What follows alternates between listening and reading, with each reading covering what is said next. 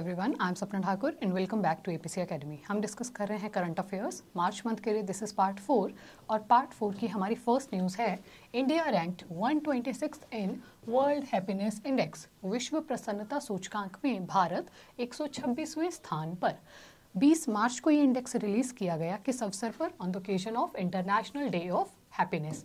इस दिन ये इंडेक्स हमने रिलीज किया और हमने देखा कि टॉप रैंक कौन से देशों को मिले हैं। अगेन फिनलैंड जो कि यूरोप की कंट्री है, देन डेनमार्क, आइसलैंड, स्वीडन। प्रथम जो 4 कंट्रीज हैं वो चारों की चारों बिलोंग करती हैं यूरोपियन महाद्वीप को। और 5वें नंबर पर हमारे पास है इजराइल। ये हो गई विश्व की टॉप 5 सबसे हैप्पीएस्ट कंट्रीज। किस क्राइटेरिया के आधार पर ये इंडेक्स निकाला जाता है? तो हमारे पास कुछ बेसिक जो इंपॉर्टेंट क्राइटेरियाज हैं उनमें है social support, income, health, independence and lack of corruption. और अगर हम देखें कि सबसे लास्ट रैंक किस देश को मिला है, तो पिछले वर्ष की तरह ही इस वर्ष भी सबसे लास्ट रैंक मिला है अफगानिस्तान को। इस हैप्पीनेस इंडेक्स में हमें एक और चीज़ देखने को मिली कि टॉप 10 में सिर्फ 2 ही ऐसे देश आए। वो देश कौन से थे? Netherlands and Australia. टॉप 10 में सिर्फ 2 ही ऐसे देश हैं जिनकी पॉपुलेशन 15 मिलियन प्लस है। यानी कि एक तरह से हम कह सकते हैं कि अगर आपके देश की पॉपुलेशन थोड़ी कम है तो उसको मैनेज करना, उसको सुविधाएं प्रदान करवाना ज़्यादा आसान है और वहाँ की जनसंख्या हमें कंपैरेटिवली ज़्यादा हैप्पीएस्ट देखने को मिली है। अपनी नेक्स्ट न्यूज़ पर चलते हैं। Second news we have. Second news से पहले हैप्पीनेस इंडेक्स को ही रिप्रेजेंट करता हुआ ये पूरा मैप है। अब इस मैप में आप लोग देख पा रहे हैं जो कंट्री सबसे येलोइश कलर में हमें दिख रही हैं वो comparatively happiest countries in the world है। जैसे कि आप देखिए यूरोप की ऊपर वाला ये जो नॉर्दर्न यूरोप है जिसमें सारे देश आ रहे हैं, नॉर्वे हो गया, फिनलैंड हो गया, स्वीडन। ऑस्ट्रेलिया भी कंपैरेटिवली हैप्पीएस्ट है। हमने देखा कि विश्व में 10th रैंक पर ये है। और जिस तरह से आप इस लाइट कलर से डार्क कलर की तरफ शिफ्ट हो रहे हैं हैप्पीनेस इंडेक्स में, आप लास्ट रैंकिंग्स पर जा रहे हैं। तो हम देख पा रहे हैं कि डार्क कलर्स में हमारा इंडिया भी हमें कंपैरेटिवली डार्क कलर्स में ही दिख रहा है, क्योंकि टोटल 143 कंट्रीज हैं जिनमें से भारत का रैंक आया है 126। और मोस्ट ऑफ द अफ्रीका भी हमें कंपैरेटिवली लीस्ट हैप्पी कैटेगरी में दिखाई दे रहा है। नेक्स्ट न्यूज हमारी रहेगी सरस्वती सम्मान for Prabhas Verma. Very very important news. पहले भी हमने टैट के कुछ एग्जाम्स में देखा है, डायरेक्ट क्वेश्चन यहाँ से बनता है। और इस बार का जो सरस्वती सम्मान है वो मिला है प्रभास वर्मा जी को। इनकी जो पोइट्री थी उसके लिए मलयालम में इन्होंने ये पोइट्री लिखी है जिसका नाम था रौद्र सात्विकम। और ये कहाँ से बिलोंग करते हैं? केरल से बिलोंग करते हैं। और ये सम्मान जो है वो दिया जाता है किसी पर्सन को जिसने प्रोज या फिर पोइट्री काम किया हो। कौन सी भाषाओं में दिया जाता है? हमारे संविधान की 8वीं अनुसूची में 22 भाषाएं मेंशन हैं और उन 22 लैंग्वेजेस में से अगर आपने किसी भी लैंग्वेज में काम किया हो तो आपको दिया जाता है ये पुरस्कार। और कौन देता है? तो इस पुरस्कार को देना स्टार्ट किया गया है 1991 से बाय के बिरला फाउंडेशन। उनके द्वारा ये दिया जाता है। और जो सिलेक्शन कमेटी थी जिन्होंने डिसाइड किया कि किसको मिलेगा, तो सिलेक्शन कमेटी को हेड किया फॉर्मर सुप्रीम कोर्ट जज जस्टिस अर्जुन सिकरी जी ने। और जो पहला सरस्वती सम्मान था, फर्स्ट सरस्वती सम्मान दिया गया था हरिवंश राय बच्चन जी को सेम वर्ष 1991 में। हरिवंश राय बच्चन जो कि अमिताभ बच्चन जी के पिता थे और बहुत फेमस कवि हमारे भारत के रह चुके हैं। इस वर्ष का सरस्वती सम्मान आपने याद रखना है प्रभास वर्मा। कहाँ से बिलोंग करते हैं? केरल से बिलोंग करते हैं। नेक्स्ट हमारे पास है ज्योग्राफी से एक news. Tropical cyclone storm Megan hits Australia. उष्णकटिबंधीय चक्रवात, एक तूफान जिसका नाम है मेगन, उसने ऑस्ट्रेलिया को प्रभावित किया। अगर हम इस चक्रवात की बात करें, मेनली इसने ऑस्ट्रेलिया का उत्तरी भाग जो है उसको प्रभावित किया, affected northern territory of Australia. हमारे पास कुछ कंडीशंस हैं। देखिए, 2 प्रकार के चक्रवात होते हैं। एक होता है ट्रॉपिकल जो ट्रॉपिक्स के आसपास बनता है, दूसरा होता है टेम्परेट जिसको शीतोष्ण चक्रवात कहा जाता है। और जो शीतोष्ण चक्रवात है वो मेनली 45 से लेकर 65 डिग्री तक बनता है। तो हम बात कर रहे हैं ट्रॉपिकल साइक्लोन की कंडीशंस की कि क्या क्या कंडीशंस होती हैं। 3 कंडीशन फुलफिल होनी चाहिए, उसी प्लेस पर ही उष्णकटिबंधीय चक्रवात आता है। पहली कंडीशन है कि सागर का तापमान 27 डिग्री सेल्सियस से अधिक होना चाहिए। दूसरी और सबसे महत्वपूर्ण कंडीशन है कि लो प्रेशर होना चाहिए, निम्न वायुदाब होना चाहिए, तभी वो विंड को चारों तरफ से अपनी तरफ अट्रैक्ट करेगा और वो अपलिफ्ट होकर साइक्लोन का काम कर सकती है। थर्ड कंडीशन हमारे पास है कि कॉरियोलिस बल, कॉरियोलिस फोर्स उपस्थित होनी चाहिए। अगर हम साइक्लोन के कुछ अनदर नेम्स की बात करें, यहाँ से भी हमें क्वेश्चंस देखने को मिलते हैं। देखिए, ऑस्ट्रेलिया में उन्हें कहा जाता है विली विली, चाइना में या फिर मैं कहूँ साउथ चाइना सी में उनको बोलते हैं टाइफून, और आपके भारत में उनको बोला जाता है साइक्लोन। जो हम साइक्लोन मेगन की बात कर रहे हैं, आप यहाँ इमेजेस में देख पा रहे हैं, एल रिप्रेजेंट लो प्रेशर। ये जो नदर्न टेरिटरी है, दिस इज गल्फ ऑफ कारपेंथ्रिया, यहाँ पर मुख्य रूप से आया है मेगन साइक्लोन, और ये पूरा जो क्षेत्र है वो पूरा क्षेत्र इस चक्रवात की वजह से हुआ है प्रभावित। अपना नेक्स्ट न्यूज़ देखते हैं। नेक्स्ट न्यूज़ हमारी है, एक रिपोर्ट के बारे में हम डिस्कस करने जा रहे हैं जिसका नाम है income and wealth inequality in India from 1922 से लेकर 2023 तक, 1922 से लेकर 2023 तक भारत में आय और धन में असमानता। ये जो रिपोर्ट है ये रिलीज़ किसने की, तो ये रिलीज़ की गई है वर्ल्ड इनइक्वालिटी लैब के द्वारा। और क्या क्या हाइलाइट्स इस रिपोर्ट से हैं, आजकल हमें ऐसे स्टेटमेंट क्वेश्चन करंट अफेयर में देखने को मिल रहे हैं जहां पर कोई रिपोर्ट हमारे पास दे देते हैं और सारे पॉइंट उसी से संबंधित होते हैं। तो इस रिपोर्ट के हाइलाइट्स क्या क्या रहे हैं, देखिए। फर्स्ट, इस रिपोर्ट ने क्या पाया कि जो इनइक्वालिटी थी वो आज़ादी के बाद भारत में डिक्रीज हो रही थी, जो आय में असमानता थी वो कम हो रही थी, परंतु अर्ली 2000 से 2000 के बाद से इसमें बहुत अधिक राइज हुआ है। इसका क्या अर्थ हुआ, जो भारत में अमीर व्यक्ति है वो और ज़्यादा अमीर बनता जा रहा है आफ्टर 2000, और जो गरीब है वो और ज़्यादा गरीब बनता जा रहा है। ये इसका पहला पॉइंट था। दूसरा, जो कि आप लोगों ने भी काफ़ी बार सुना होगा, भारत का जो टॉप 1% ऑफ रिच पीपल हैं वो भारत की टोटल वेल्थ में से 40.1% वेल्थ को होल्ड करते हैं, यानी कि 100% जनसंख्या में से केवल 1% जनसंख्या के पास 40.1% ऑफ वेल्थ है।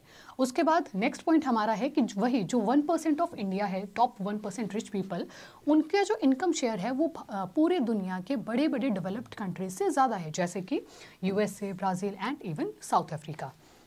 एंड हमारे पॉलिटी का आर्टिकल 38 का सेकंड क्लॉज क्या बात करता है कि ये देश का कर्तव्य है कि वो आय में असमानता को कम करे। दिस इज इंपॉर्टेंट आर्टिकल, और इस आर्टिकल को एड ऑन किया गया था 42nd अमेंडमेंट ऑफ 1976 के द्वारा। ये भी आपको ध्यान रखना है। आगे चले तो नेक्स्ट आरसीबी फैंस के लिए बहुत खुशी वाली न्यूज़ होगी कि इतने वर्षों में पुरुष टीम तो नहीं जीत पाई है, परंतु सेकंड जो WPL हुआ था, विमेन प्रीमियर लीग थी, और वो खिताब जीता है आरसीबी ने। अगर हम आरसीबी की बात करें, किसको हराकर, दिल्ली कैपिटल्स को हराकर जीता है। और सरप्राइजिंग बात ये थी कि पिछले साल भी दिल्ली कैपिटल्स रनर अप रही, इस साल भी वो टीम रनर अप्स रही। और आरसीबी कैप्टन स्मृति मंधाना, और ऑरेंज कैप मिलती है जो पूरे टूर्नामेंट में सबसे अधिक रन बनाते हैं। तो ऑरेंज कैप मिली है आरसीबी की ही जो प्लेयर थी एलिस पेरी जो मूलतः हैं वो कौन से देश से संबंधित है, ऑस्ट्रेलिया से संबंधित है। उसके बाद पर्पल कैप मिलती है जो हाईएस्ट विकेट टेकर होता है, तो वो मिली है आरसीबी की ही श्रेयंका पाटिल को। Emerging player of the tournament का खिताब भी मिला है again Shreyanka Patil, RCB. And most valuable player रही हैं WPL की दीप्ति शर्मा जो बिलोंग करती हैं यूपी वॉरियर्स टीम को। आरसीबी का विनिंग डे से फोटो आपके सामने है। और नेक्स्ट न्यूज़ हमारी है अगेन एक रिपोर्ट जिसका नाम है profits and poverty, the economics of forced labour, मुनाफा और गरीबी, जबरन श्रम का अर्थशास्त्र। इस रिपोर्ट की अगर हम बात करें, ये रिलीज़ की गई इंटरनेशनल लेबर ऑर्गेनाइजेशन के द्वारा। और इस रिपोर्ट के की पॉइंट्स हमें क्या देखने को मिले हैं, तो देखते हैं। सबसे पहले ये कहा गया है कि 27.6 मिलियन जो पीपल हैं वो फोर्स्ड लेबर की तरह काम कर रहे थे वर्ष 2021 में। उसके बाद अगर हम भारत में बात करें तो भारत में कौन से ऐसे क्षेत्र हैं, कौन सी इंडस्ट्रीज़ हैं जहां हमें ज़्यादा बॉन्डेड लेबर देखने को मिलता है, तो वो इंडस्ट्रीज़ हैं जैसे ब्रिक इंडस्ट्री हो गई, कारपेट वीविंग हो गई, ये कुछ इंडस्ट्रीज़। नेक्स्ट, कारण क्या है, कोई क्यों एज अ फोर्स्ड लेबर काम करता है, क्यों किसी से जबरन श्रम की तरह काम करवाया जा सकता है, तो मुख्य कारण है पॉवर्टी। ऑब्वियस सी बात है, डिस्क्रिमिनेशन, कई बार समाज में ही बहुत असमानता होती है, जाति विभाजन किया जाता है, कुछ स्पेशल वर्ग के लोगों को आप ऊपर उठने ही नहीं देते हैं, तो वो ना चाहते हुए भी उस गरीबी के साइकिल में फंसते ही चले जाते हैं। डिस्क्रिमिनेशन हो गया। And limited protection for unorganised workers, ये जो अनऑर्गेनाइज्ड वर्कर्स का पूरा एक समूह चल रहा है, वो काम करते हैं, उनके लिए कोई ज़्यादा प्रोटेक्शन भारत के संविधान में नहीं दी गई है, तो इसीलिए भी उनको इस समस्या से गुजरना पड़ता है। और अगर हम अगेन कॉन्स्टिट्यूशन के कुछ आर्टिकल्स की बात करें, आर्टिकल 23 एंड 24 हमारे फंडामेंटल राइट्स हैं, उसके बावजूद भारत में ये सब हो रहा है। आर्टिकल 23 बोलता है prohibition of traffic in human beings and forced labour, यानी कि आप मानव का दुर्व्यापार नहीं कर सकते तथा उससे जबरन श्रम नहीं करवा सकते, क्योंकि अगर आप ऐसा करवाते हैं तो ये एक शोषण है, आप उसको एक्सप्लॉइट कर रहे हैं। आर्टिकल 24 डायरेक्टली चाइल्ड लेबर को प्रोहिबिट कर रहा है। तो ये दोनों आर्टिकल जो फोर्स लेबर से संबंधित हैं, और दिस रिपोर्ट जो बात करती है profits and poverty in India की स्पेशली। नेक्स्ट हमारे पास है ऑपरेशन इंद्रावती। वर्ल्ड ज्योग्राफी से अगर हम न्यूज़ देखें, इंद्रावती ऑपरेशन जो है वो भारत सरकार ने शुरू किया। क्यों भारत सरकार ने शुरू किया? कैरेबियन सागर में कुछ देश हैं, हम भारतीय तो हर जगह उपस्थित हैं, वहाँ से एक देश है जिसका नाम है हैती। हैती से भारतीयों को डोमिनिकन रिपब्लिक में शिफ्ट करने के लिए ये किया गया। अब हमें ऐसा क्यों करना पड़ रहा है? क्योंकि हैती का जो सबसे लार्जेस्ट प्रिजन था, सबसे बड़ी जेल थी, वहाँ पर कुछ लोगों ने अटैक कर दिया, जिसकी वजह पर वहाँ थोड़ा इमरजेंसी काइंड ऑफ सिचुएशंस हमें देखने को मिली, और इसीलिए हैती से आप इंडियंस को इवैक्यूएट कर रहे हैं टू द डोमिनिकन रिपब्लिकन। अगर हम मैप देखें तो देखिए बिल्कुल साथ में दोनों कंट्रीज अपना बॉर्डर शेयर करती हैं, तो हैती से भारतीयों को लेकर जाया जा रहा है डोमिनिकन रिपब्लिक में। अगर हम वर्ल्ड मैप पर देखें कि वर्ल्ड मैप पे ये सब कहाँ लाई करता है, तो देखिए पहले यहाँ आप देखते हैं, ये जो वर्ल्ड मैप है यहाँ पर कैरेबियन सागर है, और इसी कैरेबियन सागर को यहाँ पर पूरा जूम इन करके आपके सामने बनाया गया है, जैसे कि आप देख पा रहे हैं कैरेबियन सागर। और यहाँ पर ये ग्रीन इन कलर जो कंट्री है वो है हैती, और उसके साथ दूसरा लगता हुआ देश है जिसका नाम है डोमिनिकन रिपब्लिक। तो आपसे ये पूछ सकते हैं क्वेश्चन में कि हैती कहाँ का देश है, कौन से सागर में लोकेटेड है, तो हमारा आंसर होगा कैरेबियन सी। नेक्स्ट हमारी न्यूज़ है Mumbai won Ranji trophy 2024 by defeating Vidarbha. ये न्यूज़ आती रहती हैं, क्रिकेट से संबंधित है, और इस वर्ष की जो रणजी ट्रॉफी का खिताब है वो जीता है मुंबई ने। किसको हराकर जीता है? तो विदर्भ को हराकर जीता है। नेक्स्ट हम अब कुछ शॉर्ट न्यूज़ कर रहे हैं, कुछ रिसेंट अपॉइंटमेंट्स जो हमें देखने को मिली। सबसे पहले फॉर्मर आईएएस ऑफिसर हैं नवनीत कुमार सहगल, जो बने हैं चेयरमैन ऑफ प्रसार भारती। तो ये हैं नवनीत कुमार सहगल। उसके बाद हमारे पास है आईएफएस ऑफिसर जिनका नाम है विनय कुमार। आईएफएस यानी कि इंडियन फॉरेन सर्विस के वो ऑफिसर हैं, और विनय कुमार चुने गए हैं ambassador of India to Russia. Next हमारे पास अपॉइंटमेंट है पैरा आर्चर, जो शीतल देवी हैं, बहुत फेमस प्लेयर हैं, और इन्हें चुना गया है national icon of person with disability for by election commission of India. यानी कि इलेक्शन कमीशन ऑफ इंडिया ने इनको नेशनल आइकन चुना है। किसका national icon? Person with PWD यानी कि पर्सन विद डिसेबिलिटीज का। नेक्स्ट हमारे पास है मौसमी चक्रवर्ती। मौसमी चक्रवर्ती जो हैं वो डायरेक्टर जनरल चुनी गई हैं ऑल इंडिया रेडियो की। फोटो में आपके सामने है मौसमी चक्रवर्ती जी। और नेक्स्ट हमारे पास झारखंड के गवर्नर की बात हो रही है। झारखंड के गवर्नर जो वर्तमान में हैं सीपी राधाकृष्णन, और सीपी राधाकृष्णन जी इसलिए न्यूज़ में आए क्योंकि इनको एडिशनल चार्ज दिया गया तेलंगाना और पुडुचेरी का। अब संविधान का कौन सा आर्टिकल ये हमें अलाउ करता है? तो देखिए 7th amendment of 1956, not the article but the amendment. 7th amendment 1956 के द्वारा ये कहा गया कि 2 या 2 से अधिक राज्यों का या फिर किसी यूटी का एक गवर्नर हो सकता है, एक हाईकोर्ट हो सकता है। 1956 से पहले हर राज्य के लिए अलग अलग गवर्नर होता था, बट इसके बाद, इस संशोधन के बाद हमने ये क्लॉज ऐड ऑन किया कि आप एक से अधिक राज्यों का कार्यभार किसी एक गवर्नर को दे सकते हैं। तो तेलंगाना, पुडुचेरी एंड झारखंड तीनों का वर्तमान में कार्यभार किसके पास है? सीपी राधाकृष्णन जी के पास है। नेक्स्ट न्यूज़ हमारे पास है एक ज्वाइंट मिलिट्री एक्सरसाइज जिसका नाम हो जाएगा लामित्य 2024। किसके किसके बीच में हुई? इंडिया एंड सेशल्स के बीच में हुई। भारत और सेशल्स के बीच में संयुक्त सैन्य अभ्यास लामित्य 2024। अगर हम अपने मैप पे थोड़ा जूम इन करके सेशल्स की लोकेशन देखना चाहें तो देखिए यहाँ पर आपका इंडिया हो जाएगा, इंडिया के साथ में ये अरेबियन सागर है, और अफ्रीका के सामने यहाँ इंडियन ओशन में कंट्री पड़ती है जिसका नाम है सेशल्स। मालदीव कहाँ लोकेटेड है? यहाँ जस्ट इसके साथ में एक और कंट्री लोकेटेड है, एक आइलैंड नेशन है जिसका आंसर हो जाएगा मालदीव। यहाँ से हमें 2 प्रकार के क्वेश्चन देखने को मिलते हैं। एक तो जो लामित्य एक्सरसाइज है वो किसके किसके बीच में हुई? भारत और सेशल्स। और सेशल्स जो कंट्री है वो कौन से महाद्वीप में, कौन से महासागर में लोकेटेड है? तो हमारा आंसर रहेगा हिंद महासागर, इंडियन ओशन। नेक्स्ट न्यूज़ हमारे पास है टी.एम. कृष्णा रिसीव्ड संगीत कलानिधि अवार्ड। टी.एम. कृष्णा को संगीत कलानिधि पुरस्कार मिला। ऐसी न्यूज़ हमें अक्सर एग्जाम्स में देखने को मिलती है, जैसे हमने इसी वीडियो में सरस्वती सम्मान भी डिस्कस किया, और उसी के तहत ये दूसरा एक पुरस्कार है जिसका नाम हो जाएगा संगीत कलानिधि पुरस्कार, जो मिला है टी.एम. कृष्णा जी को। एक और पुरस्कार है जिसका नाम है नृत्य कलानिधि पुरस्कार, और वो मिला है नीना प्रसाद जी को। तो ये कुछ नाम से जो आपको ध्यान रखने हैं।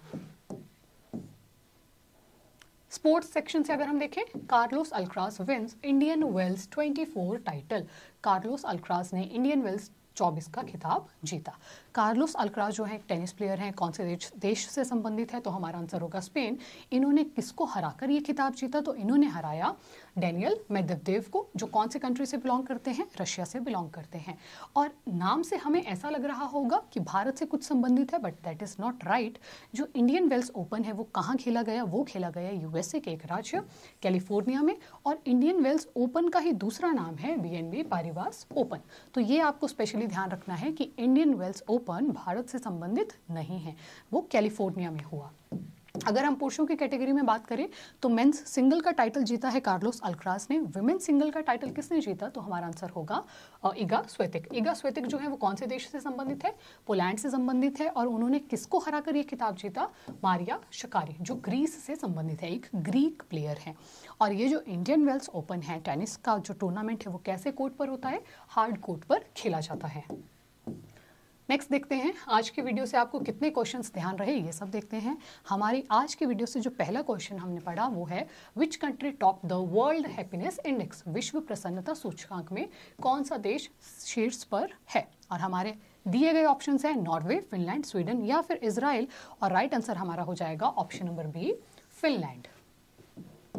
नेक्स्ट क्वेश्चन हमारा है Who has won सरस्वती सम्मान, सरस्वती सम्मान किसने जीता है। हमारे ऑप्शंस है प्रभास वर्मा, संतोष वर्मा, सुनील वर्मा या फिर दीपक वर्मा। और हमारा राइट आंसर होगा option number A, Prabhas Verma. इसके बाद हमारा नेक्स्ट प्रश्न होगा what is the name of cyclones in Australia, यानी कि ऑस्ट्रेलिया में चक्रवातों को क्या कहा जाता है। हमारे ऑप्शंस है टाइफून, विली विली, टॉर्नेडो या फिर साइक्लोन। और हमारा राइट आंसर होगा option number B, willy willies. और साइक्लोन कहाँ बोलते हैं उसको, इंडिया में बोलते हैं। टाइफून कहाँ बोलते हैं, साउथ चाइना सी में बोलते हैं। टॉर्नेडो कहाँ कहा जाता है, यूएसए के आसपास के इलाकों में उसे कहते हैं टॉर्नेडो। नेक्स्ट प्रश्न हमारा है who won Ranji trophy 2024, Saurashtra, Mumbai, Vidarbha या फिर पंजाब। और राइट आंसर होगा ऑप्शन नंबर बी, मुंबई। किसको हराकर उन्होंने ये जीता, तो उन्होंने हराया विदर्भा को। विदर्भा को हराकर उन्होंने जीता रणजी ट्रॉफी 2024 का खिताब। और नेक्स्ट प्रश्न हमारा है which player won orange cap. IPL तो अभी शुरू हुए हैं, फिलहाल डब्ल्यूपीएल में ऑरेंज कैप किस प्लेयर ने जीती। हमारे ऑप्शंस है एलिस पेरी, श्रेयंका पाटिल, दीप्ति शर्मा या फिर स्मृति मंदाना। राइट आंसर होगा ऑप्शन नंबर ए, ऑस्ट्रेलिया की जो प्लेयर थी, जो आरसीबी टीम के लिए खेल रही थी, एलिस पेरी।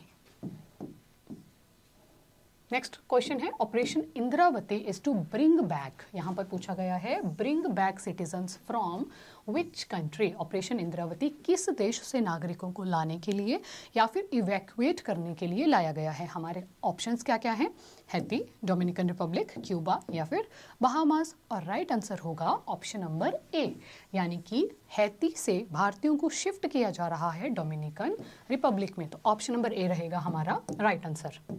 देन आप लोगों के लिए अगर हम क्वेश्चन की बात करें तो आज की वीडियो से आप लोगों के लिए प्रश्न रहेगा which article states that state shall do something to lower the income inequality.